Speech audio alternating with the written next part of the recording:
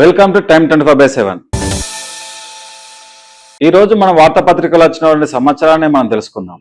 ఇరాన్తో cease fire ముగిసింది. ఆ దేశంలో చర్చలు ఇక టైం ఇరాన్ పాలకులు నీచులు దుర్మార్గులు అంటూ ఫైర్ చర్చలు కొనసాగించవచ్చు కానీ వృధా అని కామెంట్. ఇరాన్ పై అమెరికా భీకర దాడులు, గల్ఫ్ దేశాలపై ఇరాన్ క్షిపణుల వర్షం, పశ్చిమాసియాలో మరింత తీవ్రమైన ఉద్రిక్తతలు, ఇరాన్ చమురు విక్రయాల లైసెన్సులు రద్దు చేసిన అమెరికా. ఇరాన్ తో చర్చలు జరిపిన ఏం చేసినా కానీ సమయం వృధా. వాళ్ళు చాలా నీచులు, వాళ్ళకి ఎటువంటి అవగాహన లేదు. వాళ్ళతో ఎటువంటి చర్చలు కొనసాగించినా గానీ అది టైం వృధా తప్ప ఎటువంటి దాంతో ప్రమేయం అయితే ఏముండేది, దానివల్ల ఎటువంటి లాభాలు ఉండే అనేసి ఇక్కడ ట్రంప్ తెలియజేస్తున్నారు. ఎందుకంటే ఇంతకుముందుకు మనకు చేసుకున్న ఒప్పందాల ప్రకారం ఏది కూడా వాళ్ళు ఇప్పటి వరకు 3 సార్లు చేసుకున్నా కానీ 3 సార్లకు వాళ్ళు విరుద్ధంగానే చేసిండ్రు. అసలు వారితోటి మనకు ఆ నీచులు వాళ్ళతోటి మనకు ఎటువంటి అవసరం లేదనేసి వాళ్ళు కొన్ని రద్దు కూడా లైసెన్సులు కూడా రద్దు చేసుకున్నారు. చెమ్మరు విక్రయాలకు సంబంధించిన లైసెన్స్ కూడా రద్దు చేసుకోవడం జరిగింది. అయితే నిన్న జరిగినటువంటి పశ్చిమాసియాలోనే మరింత ఉద్రిక్తత తీవ్రమైంది. ఎందుకు అనంటే ఇప్పుడు ఇరాను చేసిన దాడులకు ఇప్పుడు వీళ్ళు వ్యతిరేకంగా ట్రంప్ ఖచ్చితంగా మేము ఎదురు తిరిగి వేస్తామనేసి కూడా చెప్పడం జరిగింది. మన తుర్కీలో జరుగుతున్న నాటో సదస్సు వేదికగా బుధవారం ఆయన ఇరాన్ తీరుపై తీవ్ర ఆగ్రహం వ్యక్తం చేశారు. ఇరాన్ నాయకులు నీచులు, అనారోగ్యకరమైన మనస్తత్వం ఉన్నవారు అనేసి తీవ్ర పదజాలంతో చాలా తీవ్రంగా దూషించడం జరిగింది. సో ఇప్పుడు మళ్ళీ యుద్ధం స్టార్ట్ అవడం వల్ల చాలా వరకు ఇప్పుడు మిగతా దేశాలకు కూడా చాలా ప్రభావం పడడం జరుగుతుంది. అది మనకు స్టాక్ మార్కెట్ లో కనుక చూసుకున్నట్లయితే చాలా కొన్ని వేల కోట్లలో కొన్ని స్టాక్ మార్కెట్ లో మనకు నష్టం రావడం జరిగింది.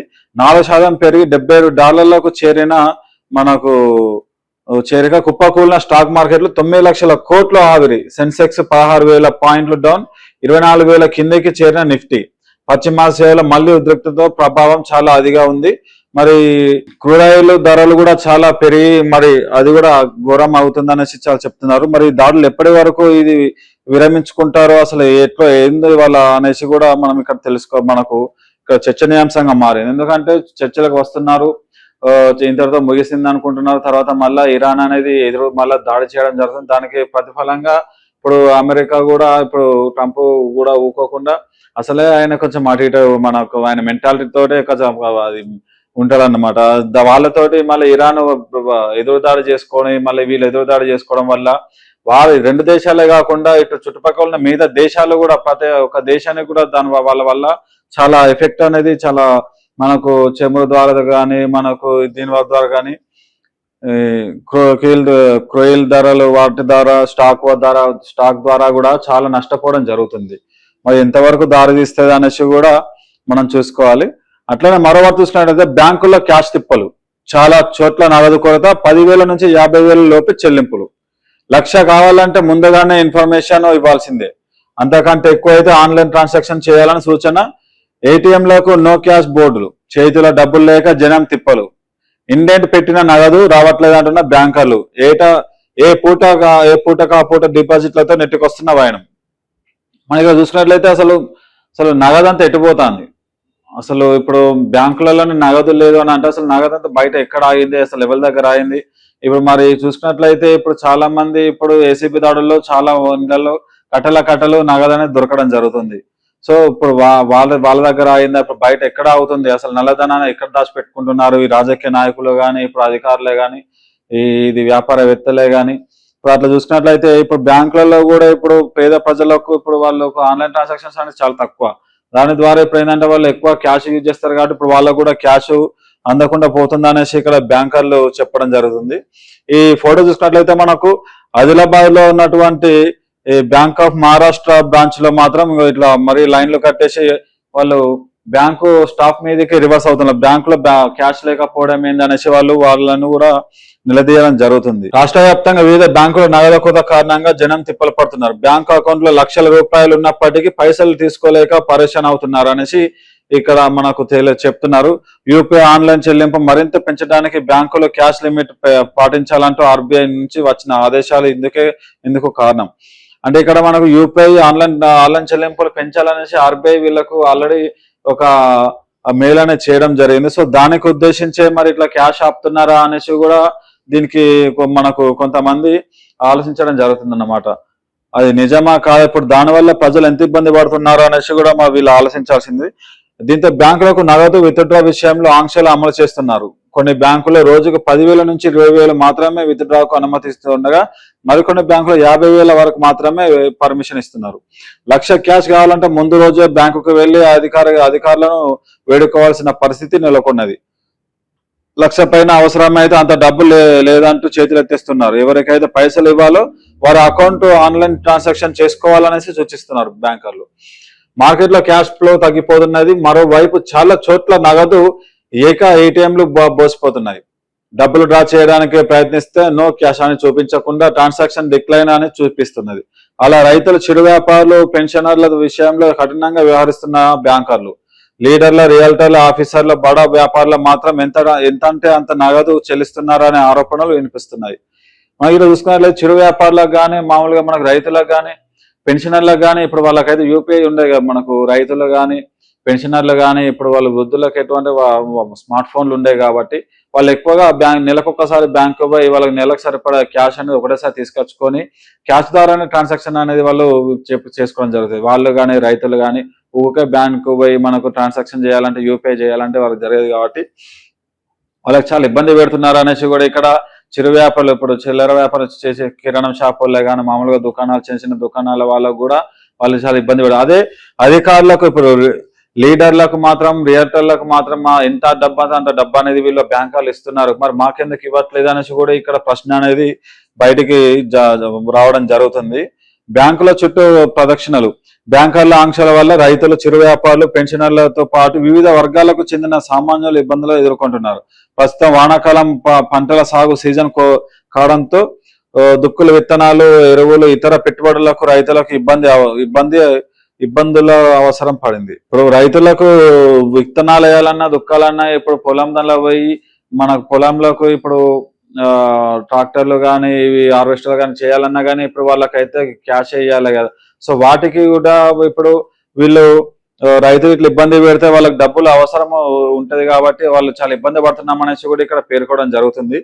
మరి బ్యాంకర్లు, మరి అధికారులు, ఇప్పుడు ప్రభుత్వం అనేసి మరి ఏం చేస్తుంది, వీళ్ళకి ఎటువంటి ఇస్తుంది మరి అనేసి చూడాల్సి ఉంటుంది అన్నమాట. కానీ ఎంతైనా కానీ ఇప్పుడు వీళ్ళను ఇబ్బంది పెట్టుకోవడం చాలా కష్టం, తప్పు. ప్రభుత్వం ఏదో ఒకటి ఆలోచించి వీళ్ళకి ఏదో మన కనీసం ఈ చిరు వ్యాపారులకు కానీ, చిన్న సామాన్య ప్రజలకు కానీ, ఇటు రైతులకు, పెన్షనర్లకు, వీళ్ళు ఇప్పుడు వృద్ధులు ఉంటారు కాబట్టి వాళ్ళకి తెలియదు కాబట్టి వాళ్ళను ఏదో విధంగా వాళ్ళని ఆదుకోవాలి, వాళ్ళకు క్యాష్ రూపంలో ఇవ్వాలనేసి కూడా వాళ్ళు చెప్పడం జరుగుతుంది. అట్లనే మేడిగడ్డ డ్యామేజ్ ఎక్కువే. 19-20 పిల్లర్లకే కాదు, 17, 18, 21, 22 పిల్లర్లకు కూడా తీవ్ర నష్టం. ఆయా పిల్లర్ల కింద నుంచి భారీగా సీపేజీ, 20-22 పిల్లర్ల గోతులకు గ్రౌటింగ్ చేసిన కనిపించని ఫలితాలు. Geo technical GPR report CWPRS కు నివేదిక వచ్చాక బ్యారేజీ డ్యామేజ్ పై మరింత స్పష్టత వచ్చే అవకాశం ఉంది. మన ఇక్కడ మొన్నటి వరకు చూసుకున్నట్లయితే ఒక 2 పిల్లర్లతోటే మనకు డ్యామేజ్, పిల్లర్లకే డ్యామేజ్ ఉంది అనేసి మనకు KTR కానీ, హరీష్ రావు కానీ చెప్పడం జరిగింది. అయితే ఇక్కడ మనకు 2 పిల్లర్లే కాదు, వాటితో పాటు చాలా పిల్లర్లు ఉన్నాయనేసి కూడా ఇక్కడ మనకు బట్టి విక్రమార్క చెప్పినా కానీ, ఇప్పుడు మనకు వీళ్ళు అధికారులు, ప్రభుత్వ అధికారులు, మనకు ఈ మంత్రులు చెప్పినా కానీ వాళ్ళు నమ్మలేదు. సో ఇక్కడ వాళ్ళకు ఏం చేస్తున్నా అంటే 17, 18, 21, 22 పిల్లర్లు కూడా చాలా దెబ్బతిని చాలా అధికంగా ఉన్నాయనేసి కూడా ఇక్కడ వాళ్ళు చెప్తున్నారు. అయితే CWPRSకు నివేదిక ఇచ్చే వరకు మనకు ఎటువంటి దాని గురించి కూడా మనము మధ్య స్పష్టత చెప్పలేమనేసి కూడా ఇక్కడ చెప్పడం జరుగుతుంది. మేడిగడ్డ బ్యారేజ్ కి జరిగిన డ్యామేజ్ ముందుగా అనుకున్న దానికంటే ఎక్కువేనని తెలుస్తున్నది. 2023 అక్టోబర్ 21 బ్యారేజీకి ప్రమాదం జరిగినప్పుడు 7వ బ్లాక్ లోని 19-20 పిల్లర్లు మాత్రమే భూమిలోకి కుంగిపోయి, కానీ ఆ తీవ్రత పక్కన ఉన్న పిల్లర్లకు తాకినట్టు తాజాగా తేట తెల్లమైంది. బ్యారేజీలో సీపేజీ కారణంగా కుంగిన ఆ పిల్లర్లకు పక్కనే ఉన్న 17, 18, 21, 22 పిల్లర్లకు తీవ్ర నష్టమే జరిగిందని అధికారులు స్పష్టం చేస్తున్నారు. ఆయా ఫిల్లర్లు బ్యారేజీ దిగువన గేట్ల మార్గంలో సీపేజీ వల్ల డ్యామేజీ జరిగినట్లు చెబుతున్నారు. 16, 17, 18, 19, 20వ నెంబర్ గేట్ల మార్గంలోనే సీపేజీ తీవ్రత అధికంగా ఉందని రిపోర్ట్ ఆధారంగా నిర్ధారిస్తున్నారు. ఇటు 15, 21వ గేట్ల మార్గంలో సీపేజీ ఉన్న అది స్వల్పంగానే ఉన్నట్టు చెబుతున్నారు. మేడిగడ్డ బ్యారేజీకి జరిగిన డ్యామేజ్ పై 2023 అక్టోబర్ నుంచి దాదాపు 7.5 పాటు రకరకాల టెస్టులు చేసిన national dam safety authority NDSA తుది నివేదికను 2025 ఏప్రిల్ 24న ప్రభుత్వానికి సమర్పించింది. ఆ రిపోర్టు ప్రకారం అసలు 7వ బ్లాక్ కు పూర్తిగా తొలగించాల్సిందేననేసి NDSA తేల్చింది. దానికి రీపేర్లు చేసి పునరుద్ధరించే వరకు బ్యారేజీని వాడుకోవద్దని స్పష్టం చేసింది. ఈ క్రమంలో రాష్ట్ర ప్రభుత్వం NDS కు సూచన మేరకు బ్యారేజీలకు టెస్టు చేసి నెల పరిస్థితుల తెలుసుకున్న రిపేరు చేయించేందుకు తీవ్రంగా శ్రమిస్తున్నది. ఇప్పటికే మేడిగడ్డ, అన్నారం, సుందిల్ల బ్యారేజ్ వద్ద టెస్టులను చేయిస్తున్నది. మనకు ఇంకా ఇది ఇవన్నీ టెస్టులు చేసి ఇవన్నీ మనకు మేడిగడ్డ బ్యారేజ్ అనేది మళ్ళీ మనకు చేతికి రావడానికి మినిమం 1 సంవత్సరంన్నర 2 సంవత్సరాలు పడుతుంది అనేసి కూడా ఇక్కడ వీళ్ళు చెప్పడం జరుగుతుంది. అయితే దాన్ని ఉద్దేశించి ఇప్పుడు మనకు మంచిగా ఉన్నాయనేసి మనకు ఇవి గేట్లు ఎత్తడం వల్ల ఏమవుతుందంటే మిగతా వాటికి అక్కడ ఉన్న ఏరియాలో కూడా చాలా నష్టం జరుగుతుంది అనేసి కూడా ఇక్కడ వీళ్ళు చెప్పడం జరుగుతుంది. ఇప్పుడు ఇక్కడ చూసినట్లయితే NDSA నివేదిక ఇచ్చినాకనే NDSA రిపోర్ట్ ఇచ్చి వాళ్ళు పర్యవేక్షించి రిపోర్ట్లు ఇచ్చినాకనే ఇప్పుడు చాలా డ్యామేజ్ ఉన్నాయనేసి ఇక్కడ స్పష్టం చేసేసింది. ఇంకా క్లారిటీ రావాల్సిందిగా ఇక్కడ వీళ్ళు అన్నారం, సుదిల్ల బ్యారేజ్ల వద్ద కూడా టెస్టులు చేస్తున్నారు. అవి కూడా వచ్చినాకనే మేము నెక్స్ట్ ప్రాసెస్ ఏంది, నెక్స్ట్ అనేది చెప్పడం జరుగుతుంది అనేసి కూడా వీళ్ళు ఇక్కడ తెలియజేస్తున్నారు. ఇక్కడ మనకు హరీష్ రావు మాత్రం రేవంత్ నన్ను 3 నెలలు ఇరిగేషన్ మంత్రిని చేయి, కాళేశ్వరం నీళ్లు పారించి చూపిస్తా, లేదంటే రాజకీయాల నుంచి తప్పుకుంటా, కన్నెపల్లి మోటార్లను ఆన్ చేసి బరాబర్ ఎల్లంపల్లికి నీళ్లు తెస్తాం, రేవంత్ కేసీఆర్ అక్కర్లే, మేం చాలు, అసెంబ్లీ పెడితే అన్ని అంశాలపై చర్చించేందుకు మేము రెడీ, మేడిగడ్డ దగ్గర NDSA సాకు చూపిస్తున్న ప్రభుత్వం, దేవాదుల దగ్గర ఎందుకు లిఫ్ట్ చేయట్లేదు, కాళేశ్వరం నీళ్లను ఒడిసిపడతాయా లేదా కిందకు పరిసి పెడతారా చెప్పాలని సీఎం కు డిమాండ్. తెలంగాణ భవన్లో కాళేశ్వరం ప్రాజెక్టుపై పవర్ పాయింట్ ప్రెజెంటేషన్. ఇక్కడ వీళ్ళు డ్యామేజ్ అయిందని ఇక్కడ వీళ్ళు చెప్తాంటే వీళ్ళంత డ్యామేజ్ లేదు, మీరు ఎందుకు అది చేస్తున్నారు అనేసి ఇక్కడ సీఎం రేవంత్ రెడ్డి చర్చకు సిద్ధమా, అవసరమైతే నాకు ఒక 3 నెలలు మనకు 3 నెలల్లో నాకు మంత్రి పదవి దానికి నేను నీరు పారించి చూపిస్తా అనేసి ఇక్కడ మన హరీష్ రావు అనేది నిన్న ప్రెస్ మీట్ లో చెప్పడం జరిగింది. రేవంత్ రెడ్డికి సవాల్ ఇవ్వడం జరిగింది. అలాగే ఇక్కడ యూపీఏ హయాంలోని సింగరేణికి తాడిచెర్ల 2 బ్లాక్ కేటాయింపు. ఇప్పుడు కేంద్రం ఇచ్చింది బొగ్గు తవ్వకాలకు పర్మిషన్ మాత్రమే. డిప్యూటీ సీఎం బట్టి విక్రమార్క అది కూడా మేము 2 ఏళ్ల పాటు కోట్లాడి సాధించినాం. ఇదేదో మోదీ సర్కార్ ఘనత అన్నట్లు కిషన్ రెడ్డి చెప్పుకోవడం ఆశ్చర్యకరం. 13 ఏళ్లుగా మైనింగ్ లీజును పెండింగ్ పెట్టి సింగరేణి భవిష్యత్తులో ఆడుకుంటున్నారు. కోయగూడ 3, సత్తుపల్లి 2 బ్లాక్లను సింగరేణికి ఇవ్వకుండా వేలంలో పెట్టిండ్రు. నాటి సీఎం కేసీఆర్ వేలంతో పాటు సింగరేణి పాల్గొనకుండా చేసిన వాళ్ళ బినామీలకు బొగ్గు బ్లాకులు దక్కించుకున్నారు. ఇది గిరిజన చట్టాలను అతిక్రమించడమేనని వెల్లడి. ప్రజాభవన్ లో పవర్ పాయింట్ ప్రజెంటేషన్. ఇప్పుడు ఈయన తెలంగాణ భవన్ లో ఈ కాళేశ్వరం గురించి చెప్తే ఈయన ప్రజాభవన్ లో మనకు ఏది మైనింగ్ సింగరేణి గురించి చెప్తున్నాడు. మన కిషన్ రెడ్డి మేమే చేసినాం అనేసి ఆయన చెప్పుకున్నాడు. అది కరెక్ట్ కాదనేసి కూడా మనకి ఇక్కడ బట్టి విక్రమార్క చెప్పడం జరుగుతుంది. 13 ఏళ్ళు మైనింగ్ లీజులు పెండింగ్ లో పెట్టి సింగరేణి భవిష్యత్తును ఆడుకున్నారు, ఆగం చేసిండ్రు అనేసి కూడా మనకి ఇక్కడ సీఎం కేసీఆర్, మన మాజీ సీఎం కేసీఆర్ ను వారి కుటుంబ సభ్యులను ఉద్దేశించి వాళ్ళ బినామీల పేర్ల మీదనే చేస్తున్నారు అనేసి ఇక్కడ చెప్పడం జరిగింది. మరి ఇది ఎంతవరకు ఉంటది అనేసి చూడాలి. నాటి సీఎం కేసీఆర్ వేలంపేట సింగరేణి పాల్గొనకుండా చేసి వాళ్ళ బినామీల పేర్ల మీదనే చేసుకున్నారు అనేసి ఇక్కడ వెల్లడించడం జరిగింది. మరి ఇది ఎక్కడి వరకు తీస్తారనేసి కూడా చూసుకో. అట్లనే ఇక్కడ మనకు రైతుల కోసము మన తెలంగాణ ప్రభుత్వం ఒక మంచి ముందు ఆలోచన ఒకటి చేసింది.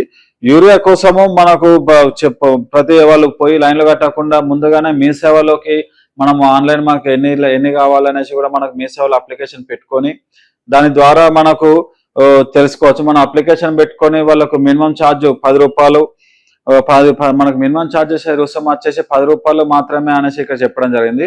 అప్లికేషన్ పెట్టుకున్న రోజు కాకుండా నెక్స్ట్ రోజు నుంచి తదుపరి రోజు నుంచి 48 గంటల వరకు, తదుపరి సమయం నుంచి 48 గంటల వరకు అది ఆన్లైన్ లోనే ఉంటది.